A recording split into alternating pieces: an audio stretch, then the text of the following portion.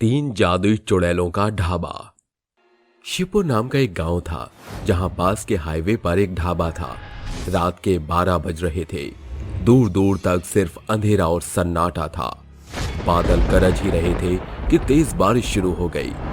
तभी ढाबे पर दो चुड़ैलें डरावनी आवाज में बातें करती हुई कहती हैं, अरे बड़ी भूख लग रही है, कोई शिकार करने को क्यों नहीं मिल रहा है?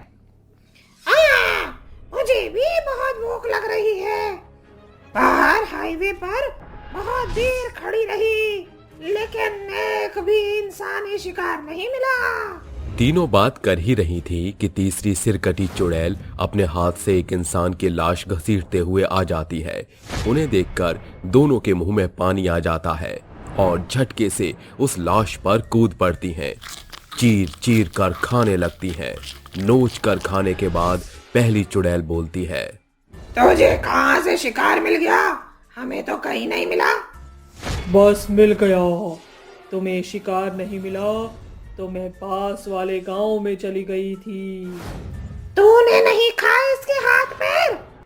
मुझे जरूरत नहीं है, मैं अपना पेट पहले से ही भर कर आई हूँ।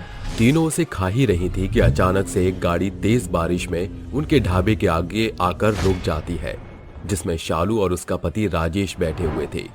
चुड़ैल उन्हें देख जल्दी से अपना रूप बदलकर तीन खूबसूरत लड़कियां बन जाती हैं। तभी उनमें से एक चुड़ैल कार के पास जाकर उनसे कहती है, क्या हुआ साहब जी, आपकी गाड़ी खराब हो गई है क्या? हाँ, तेज बारिश की वजह से रुक गई, चालू नहीं हो रही है। साहब, रात के 1 बज रहे हैं, आप सबको भूख भी लगी होगी। यही सामने मेरा ढाबा है, आप बारिश के रुकने तक वहाँ रुक सकते हैं। हाँ ठीक है, चलो। भूख तो मुझे लगी है, तुम्हें खा जाऊंगी अब। चुड़ैल उन सबको अपनी बातों में फंसाकर ढाबे तक ले आती है। फिर दोनों चुड़ैलों को कहती है, तुम्हें पता है ना आगे क्या करना है? हाँ हाँ, हमें पता है। इतना बोलकर तीनों चुड़ैलें खाना बनाने लग जाती हैं। एक अपने मुंह से खाना निकालती है, दूसरी चुड़ैल अपने मुंह से खून निकालती है, तीसरी अपने मुंह से कटे सिर निकालती है। पहली चुड़ैल खूबसूरत लड़की बनकर उन सबको खाना देने जाती है। तभी शालू हाथ धोने जाती है, जहां वो दो लड़कियों को चुड़ैलों का रूप बदलते हुए देख लेती है और अपने पति राजेश को जाकर बता देती है।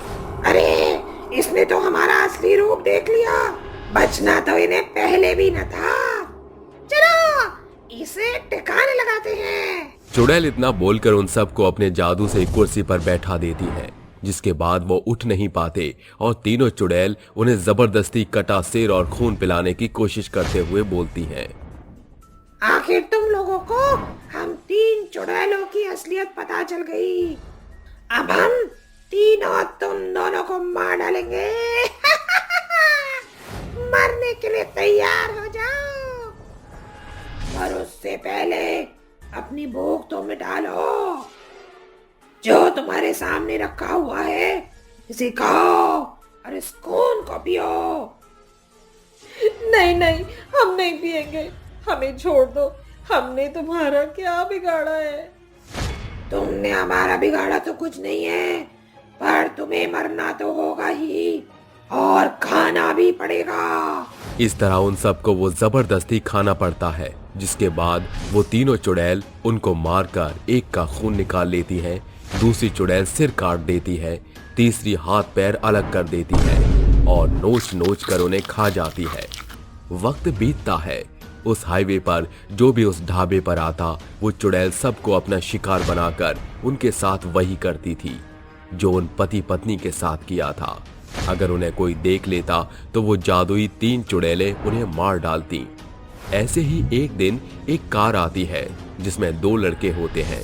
वो खाना खाने के लिए ढाबे पर आते हैं और कहते हैं, अरे कुछ खाने का होगा क्या? हाँ, आप क्या लेंगे, चाय या शरबत? दोनों लड़के उसे गलत नजरों से देखते हैं। तभी दूसरा लड़का प्रेम कहता है, मुझे तो अपने नरम नरम हाथों की बनी चाय पिला दो। और मुझे भूख लग रही है, कुछ खाने का होगा क्या? ये लीजिए आपकी चाय और आपके लिए सरसों का साग, मक्के की रोटी। अरे तुम तो बड़ी जल्दी चाय बना लाई।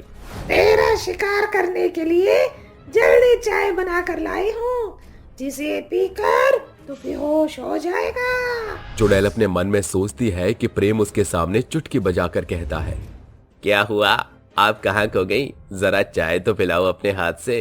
प्रेम इतना बोलकर उसके हाथों को छूकर चाय का कप पकड़ता है।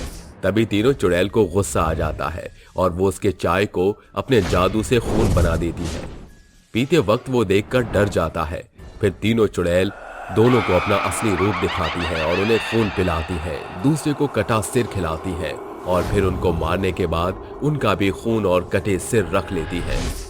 पास के गांव में चुड़ैलों की बहुत ज्यादा दहशत फैल गई थी, जिसके बाद गांव के लोग उनसे डरने लग गए थे।